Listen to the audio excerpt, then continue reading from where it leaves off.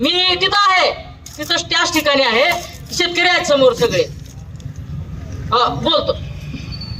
हा बोला दादा. नमस्कार, खासदार ओमराजे निंबाळकर बोलतोय. आता लोकसभेचं अधिवेशन चालू असल्यामुळं मी लोकसभेच्या अधिवेशनासाठी दिल्लीला आहे. पण आपण जे आंदोलन करता त्याच्यासाठी माझा पूर्ण पाठिंबा आहे. आणि शेतकऱ्यांना मिळणाऱ्या या बातमीच्या बाबतीत लोकसभेत सुद्धा मी अनेक वेळेस केंद्र सरकारची धोरणं कशी महाराज ठरतायत याच्या बाबतीत आवाज उठवलेला आहे.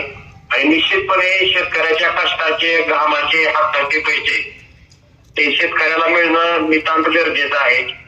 जसं उद्योगपतीनं उत्पादित केलेल्या मालावर किती नफा कमवायचा हा उद्योगपतीचा अधिकार आहे, त्याच पद्धतीनं शेतकऱ्याने सुद्धा हाडाची काढ आणि रक्ताचं पाणी करून पिकवलेल्या पिकावर किती नफा कमवायचा हा अधिकार शेतकऱ्यांना असला पाहिजे. मला वाटतं त्याच्या बाबतीत केंद्र सरकारला विसर पडलाय.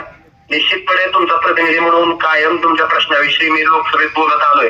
आणि इथून पुढे सुद्धा जोपर्यंत आपल्या मागण्या मान्य होत नाहीत तोपर्यंत मी आपल्या बरोबर आहे.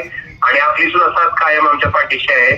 तुमच्या या आंदोलनासाठी माझा पाठिंबा आहे. आणि निश्चित आपला आवाज बनवून लोकसभेत हा विषय निश्चितपणे उचलेल. धन्यवाद.